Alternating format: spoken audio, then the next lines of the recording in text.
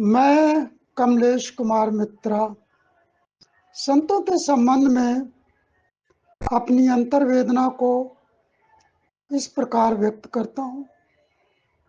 संतों की औकात नहीं है करें धर्म की बातें, ये सारे पोथी के पंडित झूठन को ही बाँचे। धर्म न जाने ज्ञान न जाने अर्थव्यवस्था जाने ना, प्रभु का कैसे सृजन हुआ है राज व्यवस्था जाने ना। संत हमारे पोथी पंडित झूठन को ही बाँचे। धर्म न जाने ज्ञान न जाने छद्म अन्नदाता को माने। समझ है इनकी भांटा जैसी थाली में ही नाचे। संतों की औकात नहीं है पोथी को ना जांचे। पंचशील की बात न करते छल छलिया को बांटे। संतों की औकात नहीं है करें ध्यान धर्म की बातें। समाप्त।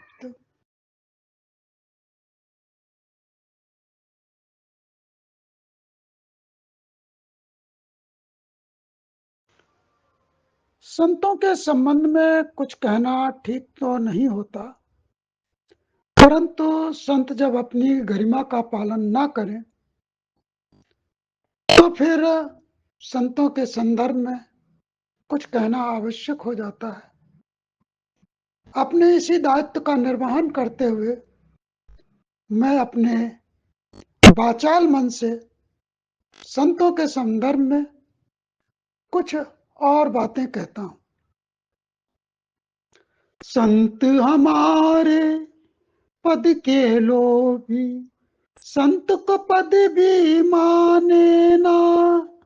संतों में ही होड़ मची है संत तत्व पहचाने ना। धर्म न जाने ध्यान न जाने राज व्यवस्था जाने ना। श्राजक उनके चित्त बसा है उसको वो पहचाने ना।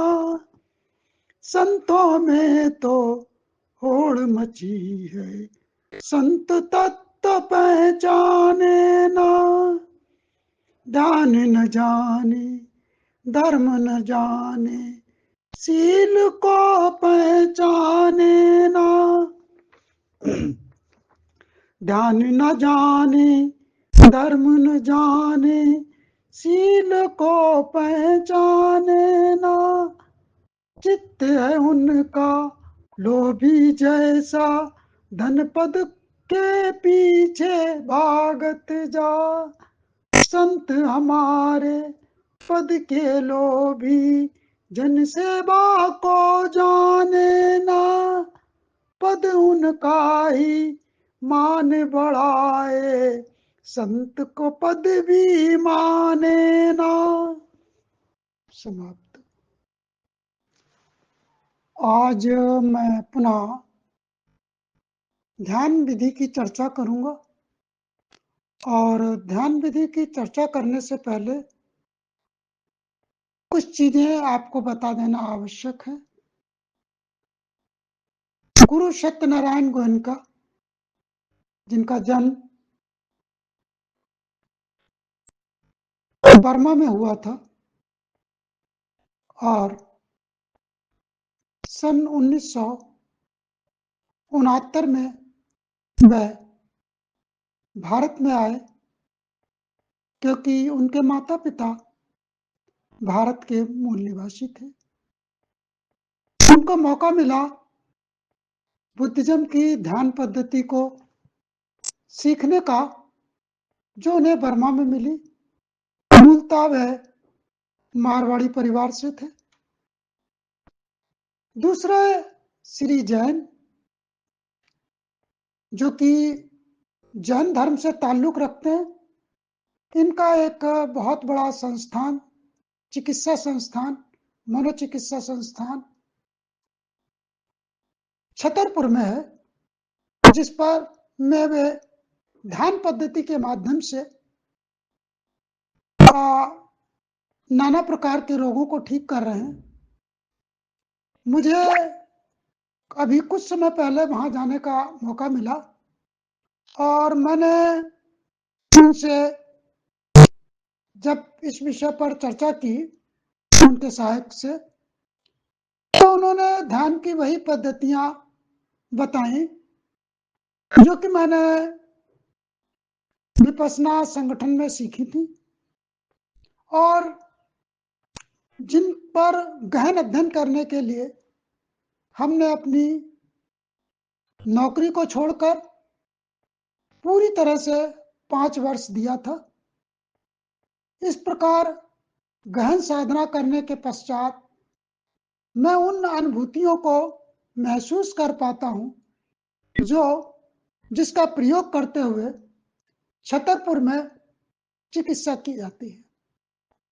इसलिए मैं आवश्यक समझता हूं, मेरे उस पर गहन शोध कार्य है, इसलिए कुछ सुधार करते हुए और लोगों की व्यस्तता को ध्यान में रखते हुए मैं संक्षिप्त रूप में इस ध्यान पद्धति को बता रहा हूं। विस्तृत रूप में और गहराई से सीखने के लिए आपको जैन जी के साधना केंद्र पर या विपश्यना साधना के केंद्र पर जाना चाहिए, यदि आपके पास पर्याप्त सुविधाएं घर में उपलब्ध नहीं है तो। अब मैं उस प्रक्रिया विधि की बात करता हूं। मैं ध्यान की उस पद्धति को बता रहा हूं जिसको आपको अपने आयु के अनुपात में करना है।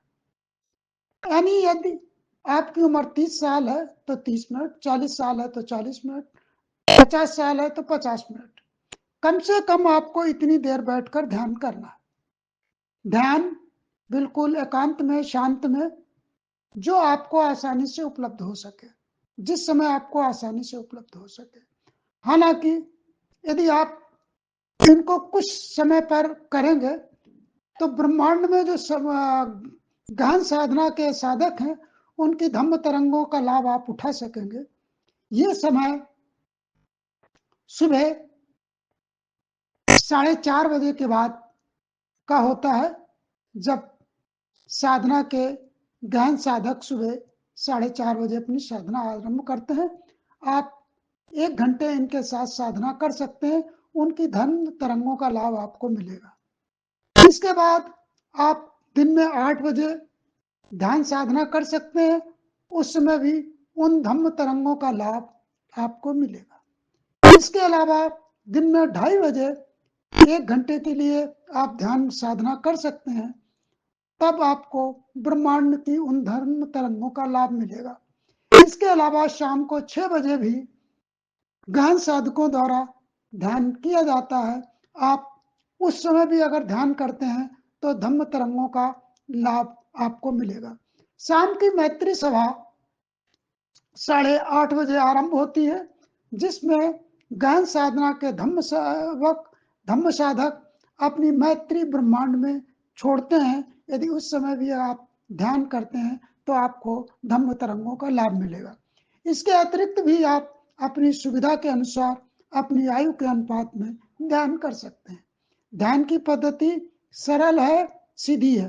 पहले आप सीधे किसी भी आसन में, वज्रासन, सुखासन, पद्मासन, कुर्सी पर बैठकर किसी में भी आप आसानी से, जिसमें बैठकर अपने आयु के अनुपात में सीधे और बिना हिले डुले बैठ सकते हैं। बैठ जाएं, आंख बंद करें और आंख बंद करने के बाद अपने नथुनों के पास आने वाली सांस और जाने वाली सांस को देखते रहें। इस प्रक्रिया को करना अत्यंत ही कठिन होता है, लेकिन धीरे धीरे ध्यान सधने लगता है। आयु के अनुपात में से जैसे ही आप आगे बढ़ेंगे तो आप पाएंगे कि आपका ध्यान सध गया है। फिर उसके बाद आगे आप 10-5 मिनट की भी साधना कर लेते हैं तो उसमें आप अधिक रिलैक्स महसूस करेंगे, मन को शांत महसूस करेंगे।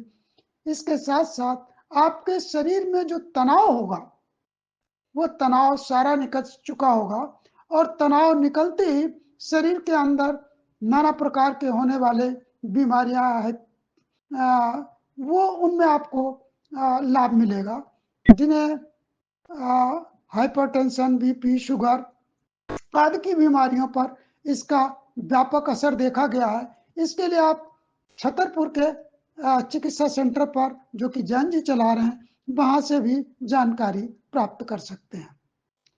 हमें आपको ये संक्षिप्त जानकारी देनी थी। बाकी गुरु सत्यनारायण गोयनका जी के वीडियो यूट्यूब पर अवेलेबल है, वहां से भी आप उठा सकते हैं। जैन जी का क्लासेस जो है उनके चैनल के माध्यम से विशेष क्लास रविवार को 7:30 बजे होती है। उनके ग्रुप से जुड़ना पड़ता है, तब आप उसकी ध्यान पद्धति से जुड़ सकते हैं।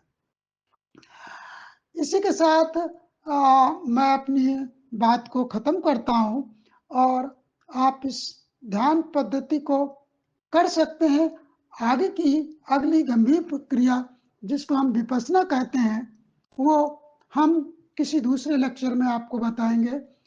ये प्रक्रिया जो आपको बताई है, इसको आनापान कहा जाता है, और आनापान अपने आप में पूर्ण प्रक्रिया है। यदि किसी का ध्यान सध जाए तो उसके बाद उसको विपश्यना करने की आवश्यकता नहीं होती, लेकिन जिसका आनापान में ध्यान नहीं सध पाता, पूर्णतः गहराइयों में नहीं पहुंच पाता, तो फिर उसको विपश्यना की प्रक्रिया से पुनः आनापान पर लाया जाता है, और इस तरह हम इस साधना की गहराइयों में जाते हैं।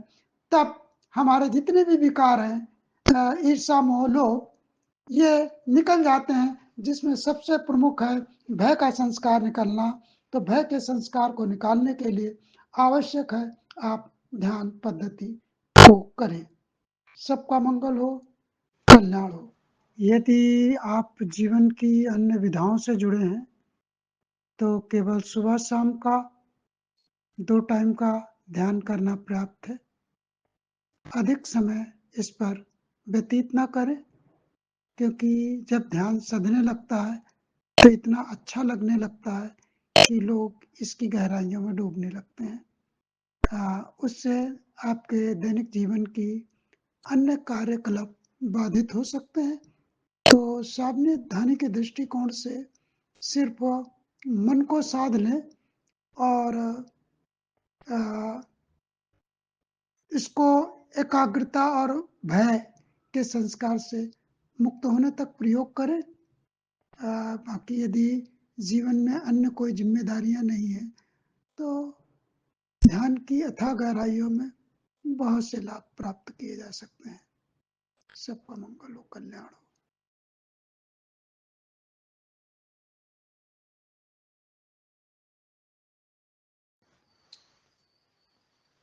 सुबह के 5:15 बज चुके हैं। आपके साथ किए गए वादे के अनुसार दिसंबर माह से शब्द विहीन ध्यान साधना की चर्चा के विषय में कहा गया था, उसी श्रृंखला पर आगे बढ़ते हुए आज मैं अपने सभी संतों और उपासकों, मित्रों आदि के लिए ये वीडियो जारी कर रहा हूं, जो हमारे दलित समाज से ताल्लुक रखते हैं। दलित समाज में भय का संस्कार परिवार से, समाज से कूट कूट कर भर दिया जाता है। ये भय का संस्कार ही उसकी जीवन की प्रगति में बाधा बना रहता है। इसलिए आवश्यक है कि हम भय के संस्कार से मुक्त हों। भयभीत व्यक्ति कभी भी एकाग्रचित नहीं रह पाता है और एकाग्रचित न हो पाने के कारण वह अपने अध्ययन कार्य को भी ठीक प्रकार नहीं कर पाता है। इसलिए जिन्हें शिक्षा के क्षेत्र में, एकाग्रता के क्षेत्र में आगे बढ़ना है, उन्हें अपने इस भय के संस्कार को खत्म करना ही होगा। भय का संस्कार हमारे पांचों शील को नष्ट कर देता है। यदि किसी व्यक्ति में भय का संस्कार विद्यमान है तो वह चोरी करेगा, अर्थात वह भयभीत रहेगा और उस भय से बचने के लिए वह अपने नियोक्ता, अपने गार्जियन आदि से कुछ चीजों को छिपाने का प्रयास करेगा जो उसके संस्कार में या उसके दृष्टिकोण से उसको लगता है कि वह डांटा, मारा, पीटा या प्रताड़ित किया जाएगा। ऐसी दशा में वह उनको छिपाने का प्रयास करेगा। यह मानसिक प्रक्रिया चोरी की प्रक्रिया है। चोरी की इस प्रक्रिया को से आगे बढ़ते हुए वह इस कार्य में झूठ का सहारा लेगा, पूछा कुछ जाएगा, बताएगा कुछ। ऐसा करते ही उसका दूसरा संस्कार दूषित हो गया।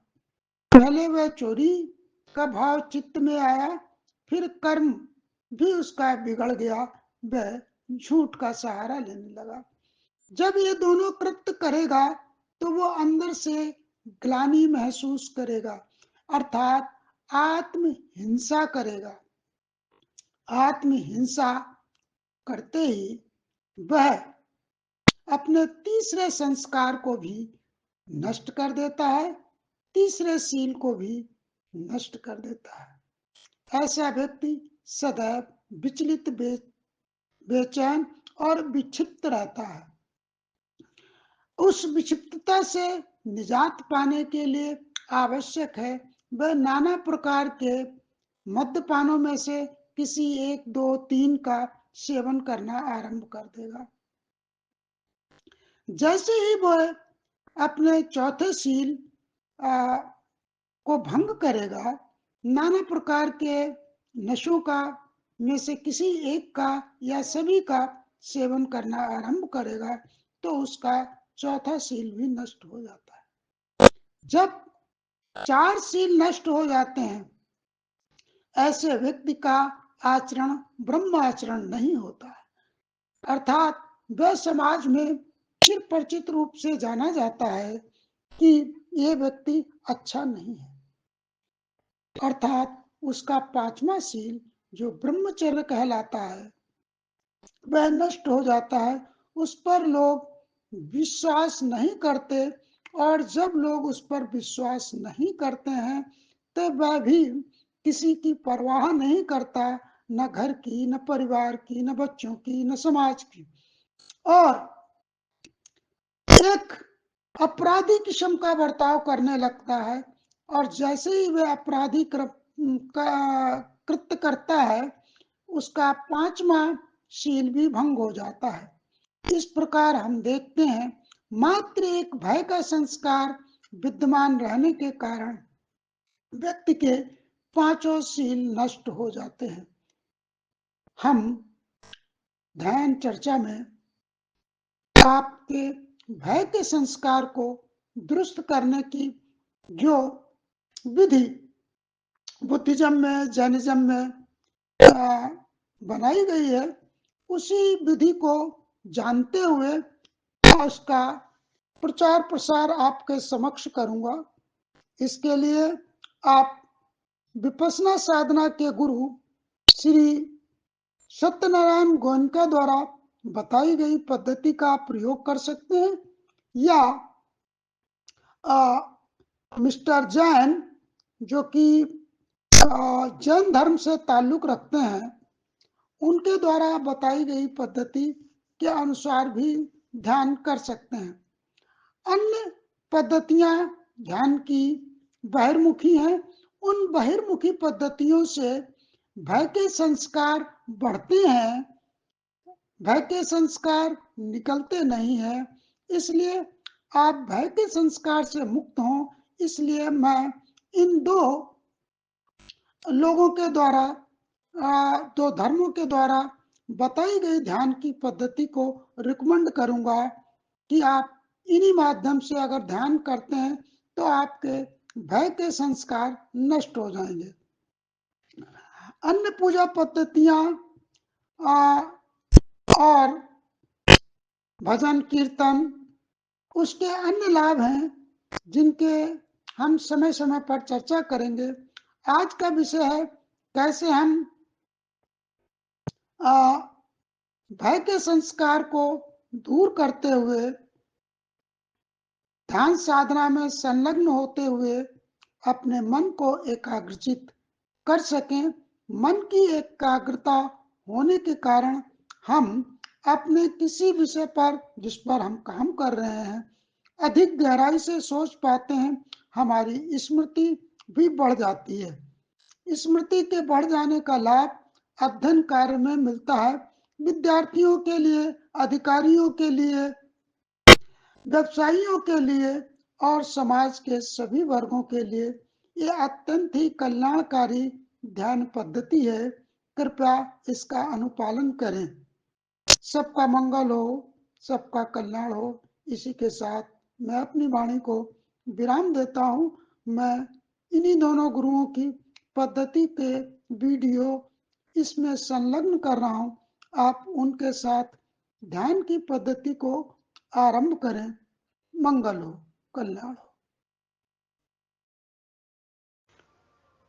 संतों के संबंध में कुछ कहना ठीक तो नहीं होता, परंतु संत जब अपनी गरिमा का पालन ना करें तो फिर संतों के संदर्भ में कुछ कहना आवश्यक हो जाता है।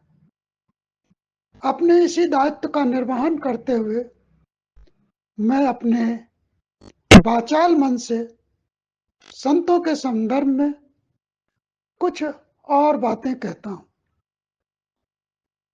संत हमारे पद के लोभी, संत को पद भी माने ना, संतों में ही होड़ मची है, संत तत्व पहचाने ना। धर्म न जाने, ध्यान न जाने, राज व्यवस्था जाने ना, श्राजक उनके चित्त बसा है, उसको वो पहचाने ना।